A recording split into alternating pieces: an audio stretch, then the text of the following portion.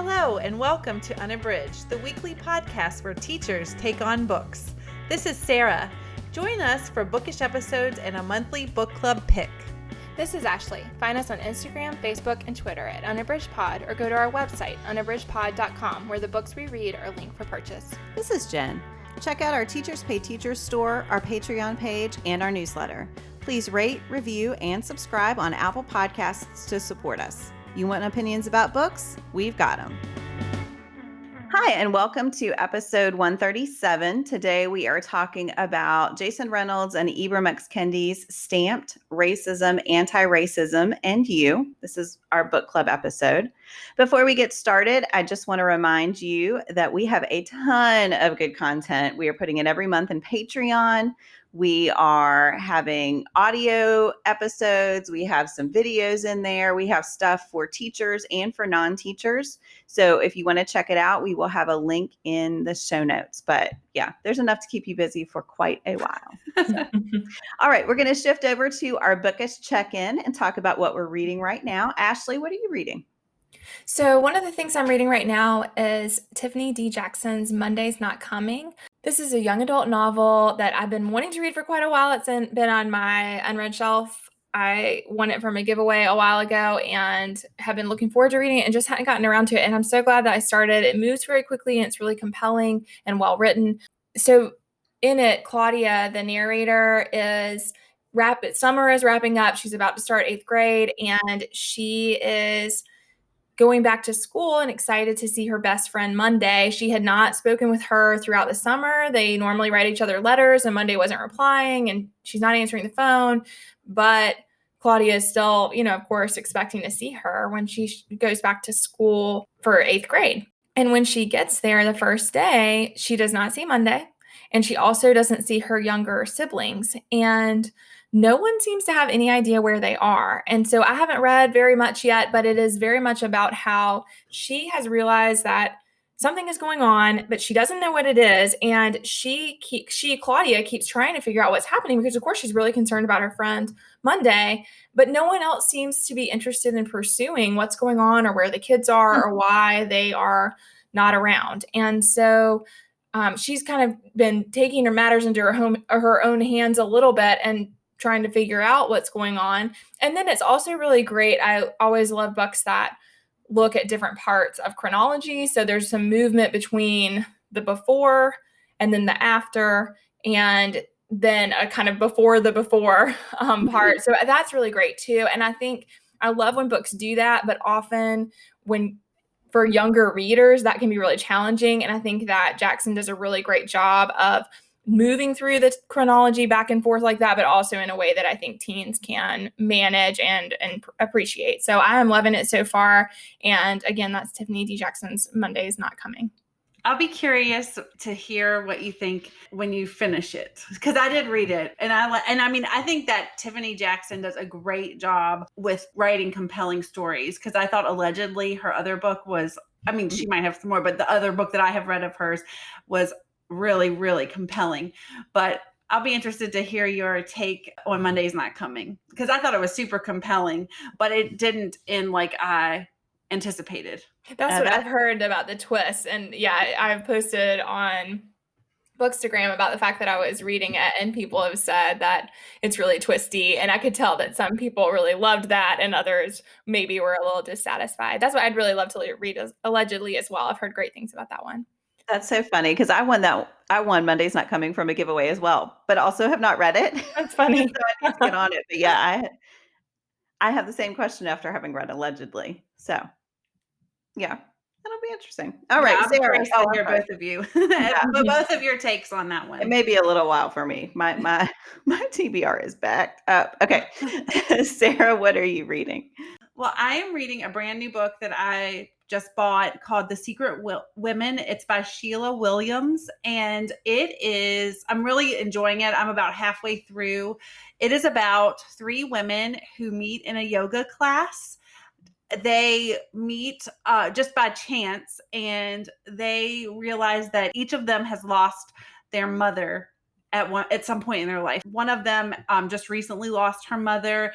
One of the ladies lost her mom 15 years ago. Another one lost her mom a couple of years ago, but they realize that they have this connection, and they all have either boxes or an apartment or something that they have not cleaned out of their mom's, and have been putting it off. So they kind of make this pact to do that together and to be there for each other as they do it. And I mean, I love books about female relationships and friendships. And I love that it starts off with this bond between these women. And the chapters are told, so it's a multi-perspective novel, which I also like. So the women are Dee Dee, Carmen, and Elise. Then there will be chapters about the moms as well, told from the mom's perspective. So it kind of plays with that chronology like you were talking about in Monday's Not Coming. So there'll be flashbacks and you get the perspective of the mom. And it's just, I really am enjoying it. And like I said, I'm about halfway through and I can't wait to see what happens. It's compelling. It's a fast read. And again, I love the relationship between the women, the friendships that they build, and just learning about their moms. It's really good. That sounds great. Wow. Yeah, that's really good. Unison. What are you reading, Jen? So I just started this morning, so I don't have tons of impressions so far, but I'm reading Robert Kolker's Hidden Valley Road, Inside the Mind of an American Family. I'm doing this as part of a buddy read with Tony. Check out her episode. And it is about a family, the Galvin family. They have 12 kids and 6 of them have schizophrenia. Oh, wow. And they are they are the first family to be studied by I'm going to look up who it is, by the National Institute of Mental Health about schizophrenia. And I heard Kolker speak on the Just the Right Book podcast, and he was fascinating. So he has interviewed the family members that he could, and he talked a lot about his methods and how he convinced them to be really open in telling the stories, because there are a lot of things that happened in the family that were kept secret for many years. And there was a lot of, because it was so misunderstood, there were a lot of things that happened that they did not want to reveal to themselves and to the public. And so I am just really looking forward to seeing what happens. I will say the beginning is beautifully written. And I've read that it's a good mix, and reading reviews about it, that it's a good mix of sort of narrative storytelling, which I'm seeing already. There's already suspense built in and character built in, but also then that there's a lot of information about just the mental health industry in the United States, which is something I find to be really interesting. So far, so good. We'll see. I heard Jamie Golden talk about that as a green light on the podcast. And she said that she thought it was excellent. And so that made me want to read it too. So, and I like narrative nonfiction like that. So I'm interested to read it. Can't wait to hear your review. Yeah, that sounds great. And I think it's going to be a good one to do as a buddy read, because I think already I have 3 pages in and I have 15 things highlighted. So that's usually a good sign for a buddy read. All right. So I'm going to read a brief summary of the book and then we'll get started. Jason Reynolds and Ibram X. Kendi's stamped Racism, Anti-Racism, and You is a remix for young people of Kendi's original Stamped from the Beginning, The Definitive History of Racist Ideas in America. Reynolds asserts from the beginning that this is not a history book. Instead, it's an exploration of the origins of racist concepts in the United States and the ways that those in power shaped messages that have persisted into contemporary society. I will say this was a hard summary to write because I feel like this book encompasses so much more than that. So that is just the barest starting point right there. But we are going to move on in. All right. So we are going to first talk about our overall impressions of this book. Sarah, you want to start us off? Well, I really love this book. I wrote a blog post a few weeks ago about some of my favorite books of 2020 that I have read in 2020, not necessarily published in 2020. And this is at the top of my list.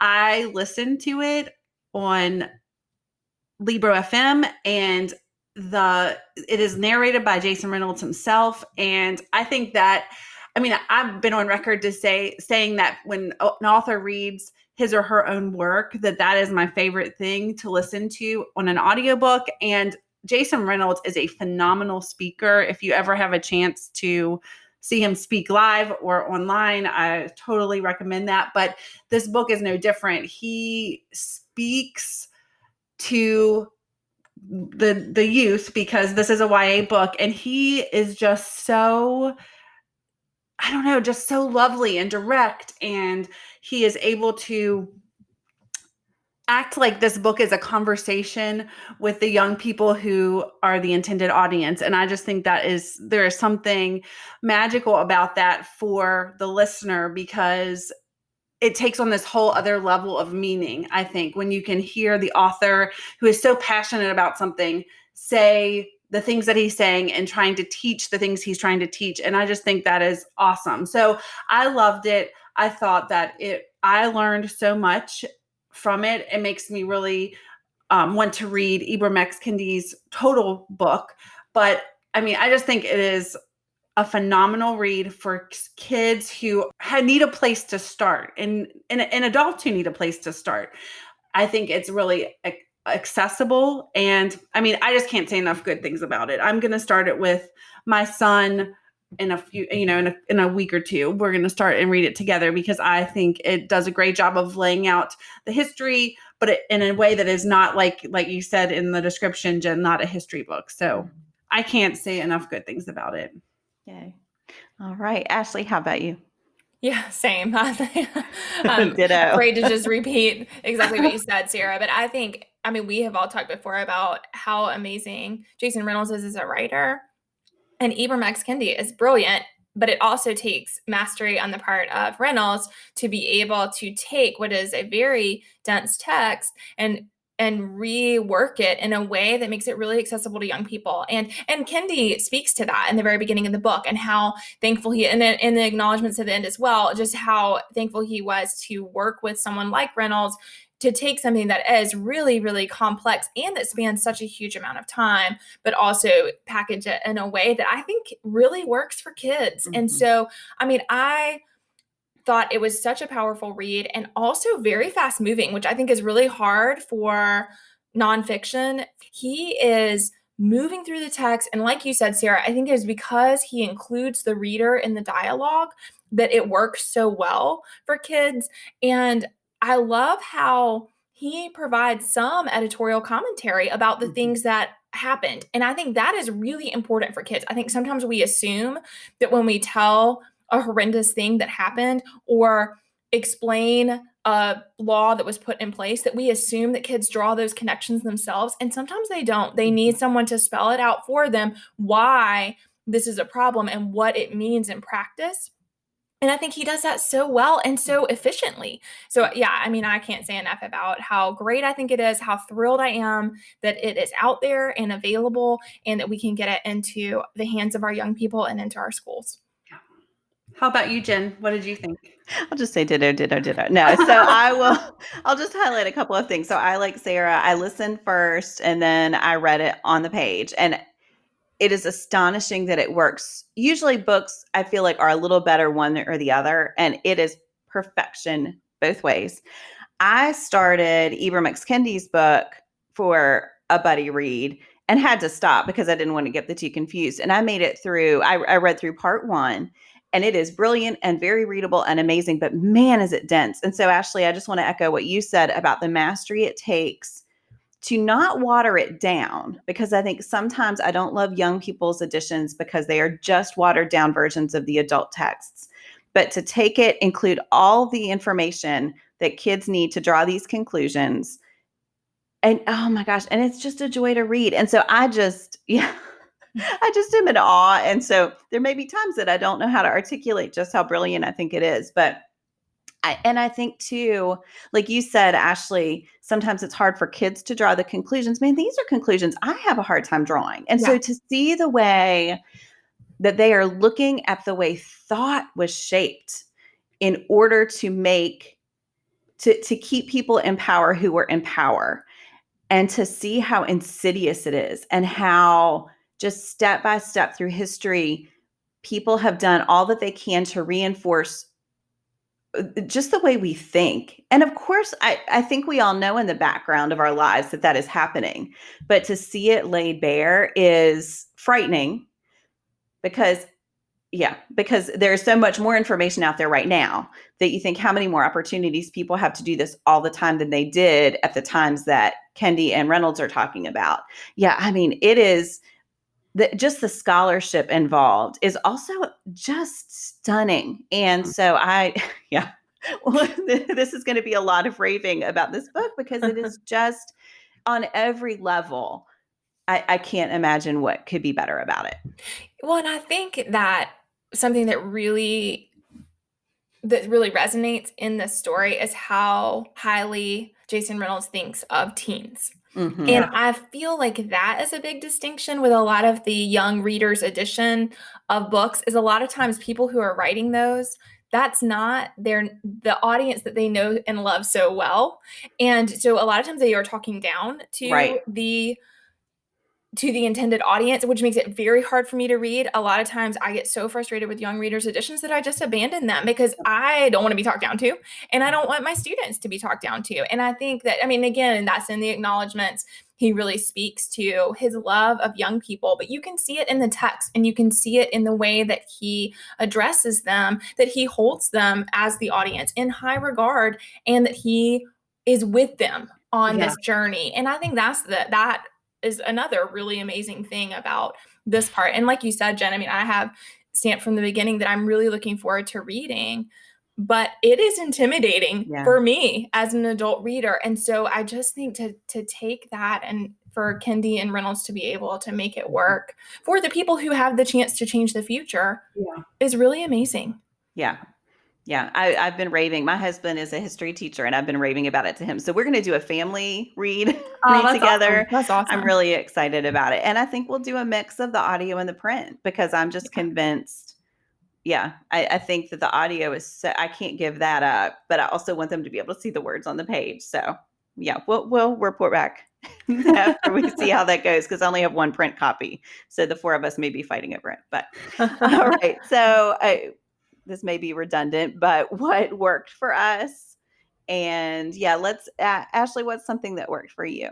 Yeah, I mean, I think the thing that stood out to me the most, I've already touched on, which is the way that Reynolds inserts himself into the conversation and makes it a dialogue between the reader and the history. And I think that is the part that historians and history books don't always do well. I think a lot of historians are excellent at telling the story, but they don't always include us in it as the audience. And I think that is so important here because, again, if we are trying to help bring about change and shift the culture in America, then people have to see themselves, young people have to see themselves as part of the solution to a very complicated and long-lasting problem. And so I just think that that's what's really powerful to me about it is the way that he integrates the teens into the situation and really brings them in. And I also think the style of the book in general will resonate with young people. So the tone, I think, is really effective. Also, just the variation in chapter length and the grabbing of attention. And sometimes there's really large text on the page to get people to pay attention. I think all of that is really powerful. So I would say in general, the style is what stands out to me as being one of the most amazing things we all, I think, could go on. I mean, it's just a masterpiece. It's a masterpiece. So it's hard not to go on and on and on about how amazing it is. But I think that's one of the things that really worked best for me. Yeah. Sarah, how about you? So let me get out my scroll because I've got a long list. But no, I mean, all of the things we've already said. I mean, I love all these things. I love the point that Ashley just made about the style. I'm going to go with, it's just so hard to pick one thing. It just seems I don't know. It just seems like it does not give justice to the book. But what I really appreciated about the way that Reynolds started the book is how he defines racism, anti-racism, assimilation. And I think that is something that kids really, because I'm always looking at this book through the perspective of a teacher. And I think that is something that kids and a lot of adults really don't understand is how to be an anti-racist. Because I think in our minds, we think about people in general think I'm not racist, but then you think about, I think that Reynolds does a really good job of showing how that everyone has some inherent thing that they need to actively work against to be an anti-racist, and also about people throughout history who are doing great work, but also are assimilating. I mean, I just thought all that was really fascinating. And I think it's something that me as a white person, I need to know that. And I think kids who have the opportunity to change the narrative of what has happened in our country need to know that. They need to be informed about that so that they can make better choices going forward than the generations before them. So I think that that is a really powerful message that he both defines but also teaches along the way about what he shows examples of what it is and what it isn't, and that you aren't always just one of those things, that people move between them. And and even people who are trying to do really good work,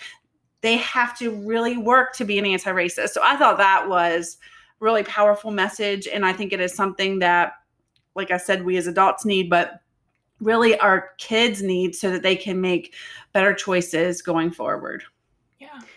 Yeah, mine is closely related to that. It's just he resists the urge to simplify. So I think you look at all these figures through history, and I think our tendency is to place them in one slot, and then that's it. And he is looking at, like you were saying, Sarah, that maybe they did good things, maybe their intentions were good, but they ended up being assimilationists. And so I think just the figures that they choose to work through, they are looking at all sides of them, and they are looking at the good things that they did and the bad things that they did. And this is going to be a slight digression, but not completely. So as we're recording, it's been the Hamilton weekend. And so my family now has watched, my husband and I watched Hamilton once, and then we watched again with our boys. And there have been just this run of articles about that play. And some people are really critical of it, and some people love it, and some are looking at both sides. And what I appreciate about Lin-Manuel Miranda and just all of it is he is open to criticism, and people can love it and still acknowledge that it is not perfect, or I love it, but maybe this part could have been better. And so I think when we think about history, we have to resist that need to think things are good or bad, right or wrong. Mm-hmm. And that's what Lin-Manuel Miranda said. He was like, people who are criticizing it, great. Yeah, there are things I missed. I'm trying to cram an 800-page book in 2.5 hours. There were things I left out. Please list them so other people can learn about them. And I think I get that same sense. Like, I think the best works are those that are trying to contend with history as a series of really complex stories and people who made good and bad decisions in their lives. I mean, I think that the parts on Thomas Jefferson in this book are fascinating. Yeah. And so I just, when you look at, W.E.B. Du Bois and the way that his beliefs changed over the course of his life, to look at one part and say this is what he believed is false, because he believed so many things and he had a journey. And so I think I really like the way they resist a snapshot of any person. Instead, we get these really nuanced discussions about who they were and why they thought this at maybe the beginnings of their writings, and then they changed, and how other people influenced them. I think that is something we need to embrace more, is the ability to change and to admit that we were wrong, and to do so publicly. I think that is really important. And I want my boys, that is something I really hope that they learn, is that there is no shame in saying, I thought this, and then I learned something, and then I tried to do better. And so sorry, that was probably not totally coherent, but I've just been thinking a lot about the ways that we look at our history, and how do we wrestle with the mistakes that we've made while celebrating the good things that we've done? And I think Reynolds and Kendi do that so well. Yeah. I mean, when I read this, it really made me, for many reasons, it made me really question and think about the way history is taught in school. But what also it showed me is that we kind of cherry pick these people in history, and we're like, this person is this, and this is what they did. And I mean, like you said, Jen, with Jefferson, I mean, and Lincoln, and with W.E.B. Du Bois and Frederick Douglass. I mean, all of these people that they talk about. And I mean, then more current people that actually were alive when I was alive, like Ronald Reagan and President Obama. And I mean, he does a really good job of showing a lot of different perspectives for one person, and like the things that, so I mean, I just thought that was really powerful. And I think that when I read this with my son, that is something that I really want to talk about, is that that one person is not just one thing. And, and I think that unfortunately is the way that we teach history, and that is the way we catalog it in our mind. And I mean, that is really dangerous. And I think this book does a good job of showing that. Yeah, I loved how even at the beginning, Kendi talks about, I went back to look at that quote where he said, when I began writing Stamped from the Beginning, I must confess that I held quite a few racist ideas. Yes, me. I'm an African American. I'm a historian of African Americans, but it's important to remember that racist ideas are ideas. Anyone can produce them or consume them, as this book shows. I thought there were certain things wrong with Black people and other racial groups. Fooled by racist ideas, I did not fully realize that the only thing wrong with Black people is that we think something is wrong with Black people. I did not fully realize that the only thing extraordinary about white people is that they think something is extraordinary about white people. There are lazy, hardworking, wise, unwise, harmless, and harmful individuals of every race, but no racial group is better or worse than another racial group in any way. And I just really appreciated him saying that outright, especially to young people, because I think that, again, we believe not only about ourselves, but certainly about people that we look up to and admire, that they are all good. I mean, I think as a teen, often the people you do really admire, you assume make no mistakes. It takes a long time to come to understand that people are really complex, and that these, I mean, just like Kendi said, these ideas are so foundational that often we don't even consciously acknowledge them. And so, of course, we make these assumptions and carry this baggage that we don't even know we're carrying until we start to consciously unpack it.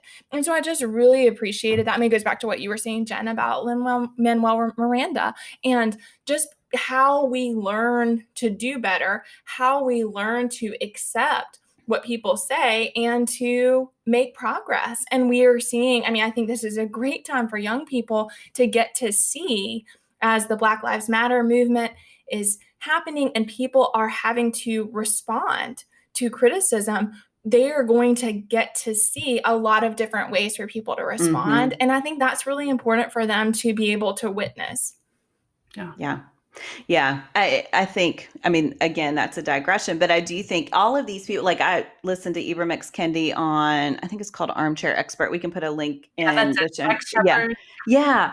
And just listening to him work through his own ideas, like you were saying, Ashley, I mean, it's a long interview. So they really go in and out of a lot of topics, but he is just so willing to say that too. And he is a brilliant man who clearly has a lot of knowledge. And I think, like you're saying, seeing people who are willing to openly admit, I used to think this and now I don't. I had to admit that I thought it in order to get over it, is really powerful. Really powerful. And I agree about the watching how people respond to criticism. I just appreciate people who can offer objections in a respectful way, and people who can take criticism, and I'm sure it hurts, but who are open to everything I do is not perfect. And I think that is something, that we have definitely been working on as we've thought about how to function in social media right now.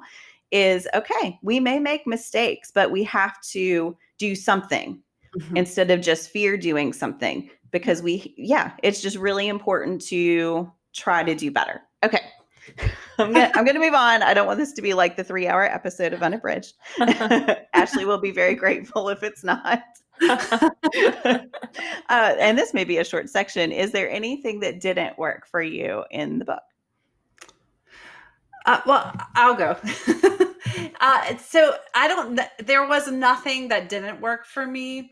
I will say that I enjoyed the latter part where Jason Reynolds was discussing things that I lived through. Mhm. Like, I thought that was really compelling, and it really, especially the part about the war on drugs, because I was at the age where we had Dare to Say No to Drugs, and it was saying, and like, as a kid, you're like, of course, like, you're like, yeah, say no to drugs, and yeah, we need to have a war on drugs, because that is the information that was presented to me. And I was 8 or 9, 10, something like that. And reading that and the way that it targeted the Black community was horrifying to me. And I think I think knowing that I was being taught one thing and something else was happening was really eye-opening. And I knew that more as an adult, but like, as a kid, you trust the things that are taught to you. And I think it is important that our kids are the generation now that we are trying to encourage to change the world, need to know that what is presented is not, you need to always be questioning and always be finding things out for yourself. So I thought that was really powerful section for me. So again, there was nothing in this book that did not work for me. I thought it was phenomenal. But I thought that the parts that really spoke to me were the parts in the latter part of the book, because I lived through those things, and I was. And you're aware of the way that a lot of what was presented is, it's propaganda, I mean, Yeah, I think I was just going to say Michelle Alexander's The New Jim Crow is a great read that focuses on that. But yeah, go ahead, Ashley. Well, I was just going to say that I think that it just shows the way that we are complicit in some of the systems. And of course, it's not the fault of the kids who are experiencing those programs, but it is up to adults to think about the complexities and to find ways to help kids understand that there are complexities to every situation and that there are consequences for these seemingly good programs. And that the program can be good but have bad results also. Yeah. Ashley, is there anything that did not work for you? No, I don't have anything. I was like, I'm going to use this as an opportunity to say I know. I can't one more thing I loved. One more thing. That's what I did. I liked that. I just want to point out one more specific example of something that I loved. I loved the way that the examination of media throughout history, and the ways that specifically the examples of Tarzan, Planet of the Apes, and Rocky, and how influential those films were in this, and the pop culture that surrounded it, in shaping these attitudes. Because again, I think that when you think about what we study in history, I think often in our classes, we're looking at propaganda from Nazi Germany and the images that were used to teach kids to hate Jews. And we examine those and we look at the political cartoons and we talk about what those show, but we're not always pulling those up from our own country. And there are so many examples of where we've done that here in America over and over and over again. And I think it's really important for kids to see that and then to question those things that happen. And like you said, Jen, some of them are done they're insidious and it's purposeful. At least some people involved in the making are doing it on purpose and they know. And other times, I don't know that it's always insidious, but the consequences are still there. And so then we always are having to question what we watch and what we read and what we listen to and what that does to our perceptions of the world and the people in it. So I just thought that angle on media, while it was not the dominant part of the book, the way that Kendi and then Reynolds managed to incorporate that throughout and show with some really iconic examples, things that have affected. I loved how Reynolds said, like, he used the example with Tarzan and said the call of Tarzan, and he said that all young people make, or at least I did, and like that. Again, that moment of being of including himself in this narrative that is a hurtful narrative toward Black people, I think was just really powerful, because I feel like that stuff happens over and over again. And those examples are ones that I think our students can see and can make connections to, that I think is amazing. Yeah.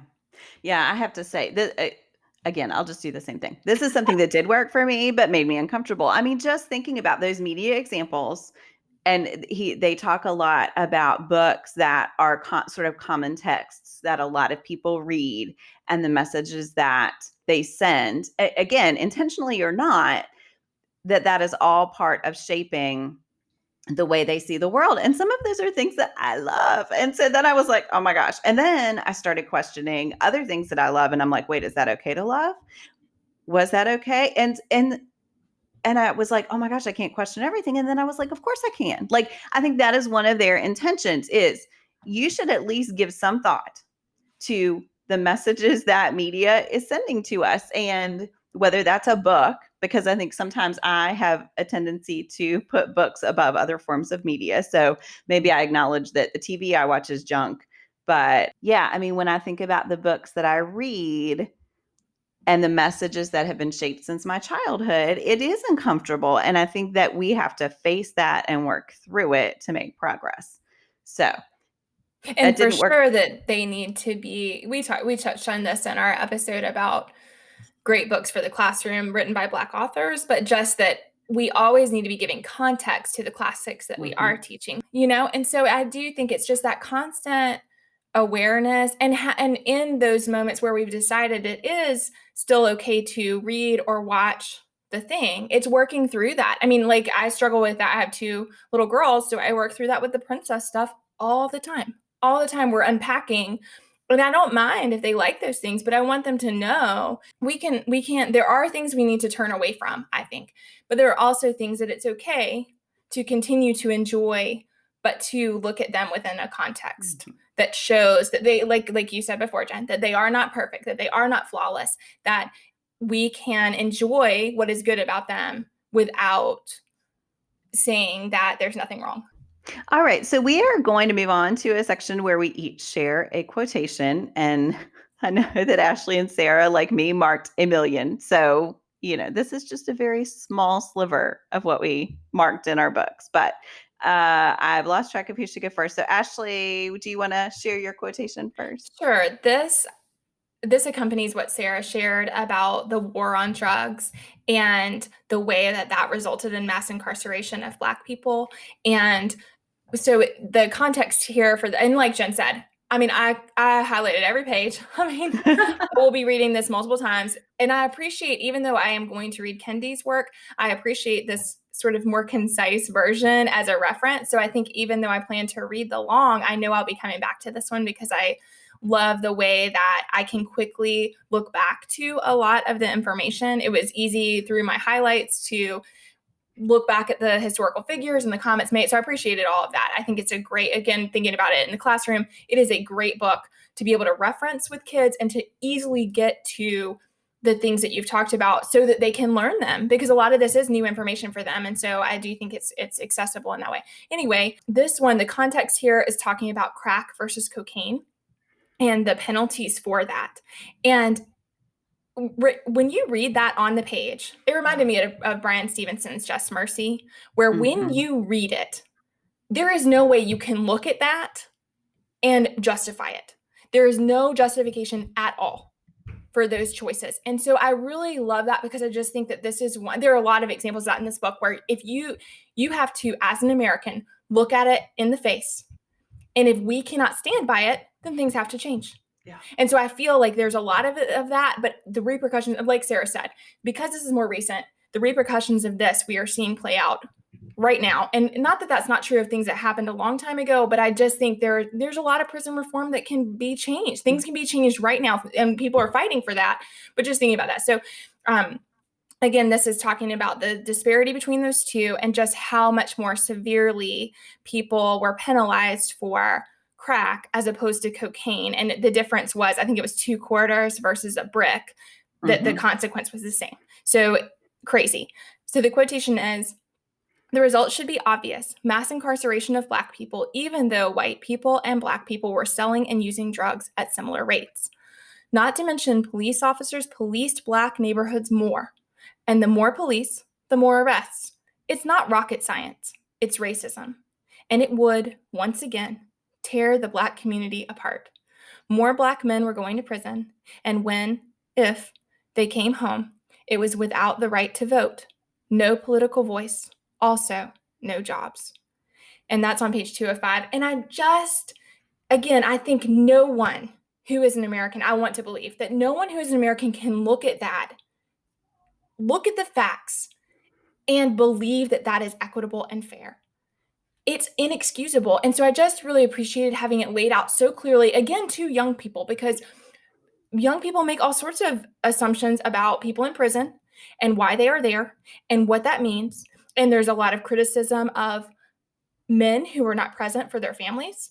And often those men are incarcerated, or they have been incarcerated, and therefore they've lost their right to vote. They can't get a job. I mean, I just think there's no rehabilitation. Not only do we have an unbelievable prison system in America, but also there's no rehabilitation. The people who have been imprisoned have consequences that are lifelong and that could be changed. There's some movement to gain back, to re-enfranchise people who have lost their right to vote. But I mean, it's very small in relationship to what is happening in the country. And again, why should you lose your right to vote for the rest of your life? Why on earth should that right be revoked, except to support and encourage these racist systems that then completely take away the rights and the voice of the oppressed? Yep. All right, Sarah, how about you?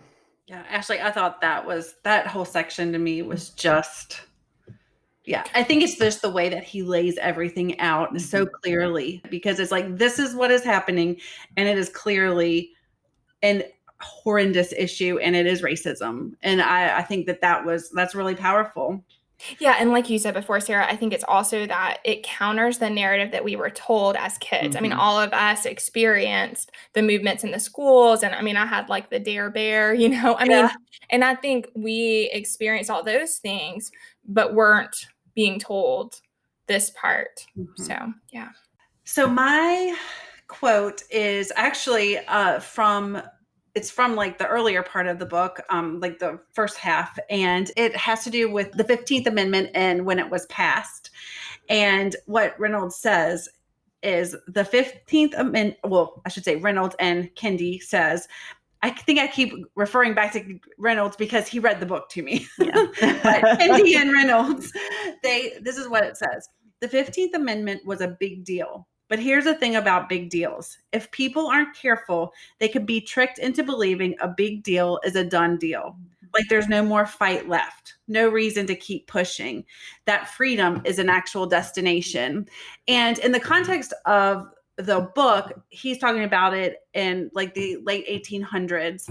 But then he goes on to talk about how some of the people that were fighting for the rights of Black people, some of them kind of fell off and thought that their work was done. And I think that from this point to through the rest of the book, he is saying that it is a constant fight and that we must always be fighting for the rights and freedom of people who are oppressed and for people whose rights are being taken away. And I think I love that because I think it's so powerful, because it's saying that freedom isn't a destination. It's an ongoing battle to continue and trying to do better. So I thought that was really powerful. And I think, and it's also something that happened in the late 1800s and we are still dealing with in 2020. So I think that is also, I think that will be powerful for students and for young people to see that.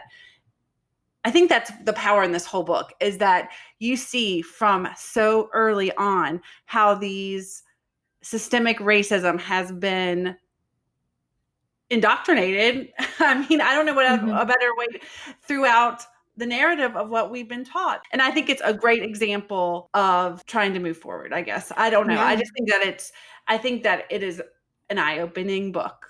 Yeah, just reshaping that narrative. There's a great episode. I think it's a Freakonomics. I'll try to find the episode. And they do studies of places that have elected the first of someone to be president or prime minister. So I think it was New Zealand. I can't remember. I'll try to look it up. They elected their first female prime minister.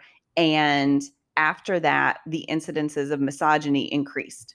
And they were talking about President Obama and how it's almost like once you elect the first of someone, like President Obama is the first Black president, well, then our society can't be racist. And therefore, I have permission to do things that maybe I didn't have permission to do before because we can't be racist if we elected a Black man president. And so I do think that idea that those milestones, of course, we have to reach them and they're important, but they can't be permission to let go of the forward momentum that they are a symbol of. It can't just be a symbolic victory. That victory has to continue. Yeah, that's tough because you want to think that those things are signs of progress, and they should be, but the progress has to continue. Jen, what is your quote? So mine is from the end, which feels like cheating because I do feel like they were wrapping things up at this point, but I thought this was so powerful. This is how racism works. I mean, all it takes is the right kind of media to spark it, to spin it. At least that's what history has shown us. Tell a certain story a certain way. Make a move that paints you as the hero. Get enough people on your side to tell you you're right, and you're right, even if you're wrong. And once you've been told you're right long enough, and once your being right has led you to a profitable and privileged life, you do anything to not be proved wrong, even pretend human beings aren't human beings. Yeah, and that's on page 246. I think that is just, I mean, that's the book, right? That is the book, is just watching people over and over again say, hey, I like this power. I'd like to keep it. Here's what I need to do to make sure that I keep it. And it's not just power grabs. It is making people think a certain way that reinforces your right to that power and someone else's lack of right to that power. And I think that they show how that happened through slavery, but they also show that how that is happening through even today. I mean, through the drug penalties that you all were talking about, through mass incarceration. Mm-hmm. I think everything in this book comes back to that. People want to be in the right and they want to be able to have what they have and keep it. And if that means disenfranchising someone else, then they are going to shape the way they look at the world to make that happen. And I loved how it went throughout. There were several times that Reynolds said, this is such a tired narrative. And I'd like to say there were at least new excuses, but it's the same old story over and over and over and over again. And I feel like that's really powerful, that idea of just that it continues to be pervasive because of exactly what you just read, Jen. That at the end of the day, not everyone who is complicit in the system is doing it for their own gain, but enough people with power are. Mm-hmm. And I mean, that's really striking and something that we really need our young people to know. Mm-hmm. Yeah. Yeah. Again, I think it's just that questioning and thinking about why things are happening, and starting to do that is just going to spread. And once you start questioning, it's hard to stop, even though it's uncomfortable, even though it might lead you to see things that you don't want to see. I think it's hard to turn off that critical lens. So, all right. Well, we are going to move on to the next section, which is our pairing. So each of us is going to share a book that we think would be a good pairing for Stamped. Sarah, do you want to share yours? Sure. So I cheated, and I'm gonna share two. One, because I wanted to provide a middle grade option. So first I put Nick Stone's Dear Martin, which we have talked about extensively on the podcast. It is about a young adult named Justice, and he's an honor student. He goes to a private school, and he is kind of looking at the teachings of Dr. Martin Luther King and trying to reconcile the things that he is experiencing with what Dr. King fought for. And he experiences a tragedy, and it's about how the fallout from that tragedy. And I just think the reason I wanted to mention this book, and like I said, we've talked about it. We did a buddy read on it with the podcast. But why I wanted to talk about it is because like Stamped, I think this is a great choice for a middle school or high school read because it's a slim novel. It offers a lot of opportunity to talk about social injustice and violence. And I think that it's really good for the classroom. I think that it would be a good companion to Stamped because Stamped would be the nonfiction, and then Dear Martin could be a fiction read that also addresses some of the same things that are addressed in Stamped. The other one I wanted to talk about is a middle grade read, and it is One Crazy Summer by Rita Williams Garcia. I loved this book. I thought it was funny. I loved the sisters. Again, this is a story about 3 sisters who are sent to live with their mom, who they haven't lived with in several years, and they are sent there to visit her, and they think they are going to go to Disneyland, but their mom sends them to a day camp run by the Black Panthers. So it's historical fiction. It's set in the late 60s, and it is just, I mean, like I said, it's funny, but like the girls' names are Vanetta, Fern, and then Delphine, and they learn so much about their family, about history, and their country. It's just a really good book. It's again another slim novel. It reads really quickly, and I think that if you're looking for something for middle grade readers that might not be ready for Stamped, this is a great way to talk about some of the things and the history behind the concepts that are brought up in Stamped. So those are my 2. I cheated. That's okay. We will allow it. I haven't read One Crazy Summer. That makes me want to read it. Oh, really? Oh, you'll love it. It's so good. That's awesome. All right, Ashley, what's your pick?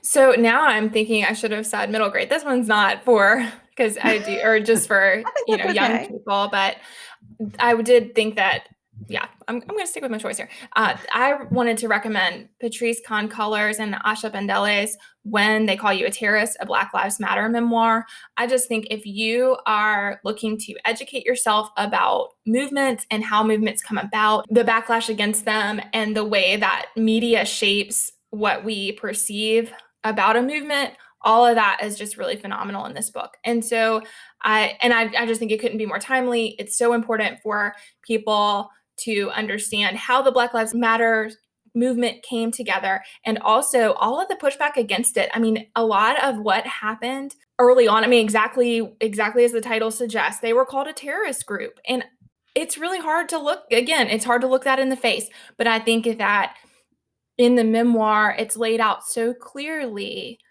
how insidious all the power structures are against the rights of Black people. I mean, so I absolutely loved it. I thought it was really powerfully written, and also just shows the progression of a movement. And I think that is really remarkable and interesting to read. So I loved that and wanted to recommend it. And again, that's Patrice Kahn-Cullors and Asha Bandele's When They Call You a Terrorist, a Black Lives Matter memoir. And Cullors and Bandele are 2 of the women who brought about the Black Lives Matter movement. Jen, what is yours? So mine is also a middle grade pick, like Sarah's second pick. So this is part of Rick Riordan Presents series. And this is the first in, I don't know how many books there will be, but it's by Kwame Mbalia, and it's called Tristan Strong Punches a Hole in the Sky. And I'm very much thinking about my boys here. So we talked about I want to do a read along of Stamped. My older son is currently reading this book, and I think that it has some of the same intentions that Stamped has, which are to share stories and history in a way that helps you make sense of the present. And so this book starts with Tristan Strong. His dad really wants him to be a boxer. He has his first bout and he loses. And it is a huge deal. And his dad is super disappointed. Tristan doesn't deal with the loss well. And so his parents decide that he's going to go spend the summer with his grandparents. And his grandmother is this amazing storyteller, and she tells him all of these stories from their heritage. Riordan's introduction says, can you imagine what it would be like if you could find a book that wove the whole brilliant, beautiful tapestry of West African and African American legend into one magical world? And so because of Tristan's Nana's stories, he is able to enter this world. There's, of course, a little magic happening. And so he enters this world with John Henry and with Brer Fox and Brer Rabbit and with Gum Baby, who I had never heard of. I learned a lot about mythology through reading the book. And he starts learning about his own history. They are fighting fetterlings, which are manacles that try to trap people. And so Mabalia makes use of a lot of things that happen to enslaved people and incorporates that in the book. And it's really, really action-packed. So I think it's so compelling. It's such a compelling story. And like the best novels, it also has, or historical novels, it also has all of this history woven in. So my son is really enjoying it. He's not quite done, but I think just the way that there's this adventure story woven into all of this great mythology makes it a compelling read. It makes it a good companion to something like Stamped, which is asking us to look at history and to learn more about history in an enjoyable way. I think both of those are compelling reads that don't feel like hardships to read themselves, even though sometimes what happens in the stories or in the history is hard to listen to or to learn about. That sounds great. Yeah, that sounds great. I saw your review, and then I have seen several other people speak about that one recently, and I'm really interested in reading it. Yeah, the new book's coming out, I think, early next year. I'm so excited. I can't wait to see what happens with Tristan. He's a great character. So, all right. So we are going to finish up very quickly with whether we think it's a keeper, whether we think Stamped is a keeper, and what our personal ratings are. And we'll just do that all at once. So, Sarah, how about you? Is it a keeper, and what's your personal rating? It's definitely a keeper. And my personal rating is 5 bookish hearts. Okay. Ashley? Yeah, same. Definitely a keeper. I also want to put it in classrooms, and definitely 5 bookish hearts. Plus, Jen? plus 3 for 3. 3 3. for 3. Yeah, I'm going to keep it. I'm going to keep all my book darts in it. I'm going to buy it in every format. Yeah, I think it is worth sharing. Yeah, maybe we'll have to do something about getting this in some classrooms. All right, we are going to end the way we end every episode with Give Me One. And today our topic is favorite dessert. Ashley? So there's one we make in our family called an Oreo ice cream dessert. And I really love that. It's pretty easy to make, but you just melt the original is with coffee ice cream. And so you melt the coffee ice cream and make it the bottom layer. And then there's a chocolate layer that is where you kind of make a chocolate syrup on the stove. And there is some whipped cream. And it is delicious. I love it. And it has Oreos. Yum. Mm-hmm. All right, Sarah? My favorite dessert is probably ice cream, but it has to be something like my favorite ice cream is the caramel chocolate chunk from a local ice cream shop called Smiley's that is around our area, and I love that. So I like ice cream, and I like it in a cone. What about you, Jen? Yeah, so my most frequent dessert is ice cream. We have it almost every night. But there's a special one that my family makes that is really more sweet than any human being should have. But when we have it, I love it. So it's layers of cookie dough, and in between there is a layer of cream cheese and sugar, basically. And yeah, so I wouldn't want to have it all the time because it's like so sweet it makes your teeth hurt. But occasionally it is really good. I used to make that for my students when I had my classroom, and they always really liked it. But yeah, I can put the recipe. We can attach the recipe in the show notes. So, all right. Well, thank you all very much for joining us for our discussion of Stamped by Jason Reynolds and Ibram X. Kendi. We would love to know if you've read this, what you think, what your favorite format was, any questions you have. Yeah. So check us out on social media and let us know. And don't forget to look at our Patreon page where we have lots more great content for you. Thank you so much. Do you have comments or opinions about what you heard today? We'd love to hear them. You can find us on Instagram, Facebook, and Twitter at UnabridgedPod or on the web at unabridgedpod.com for a list of ways to support us. We'd like to thank Jared Featherstone, who composed our theme music, Strings of Light, and Katie Amy of Amy Photography, our podcast photographer. Thanks for listening to Unabridged.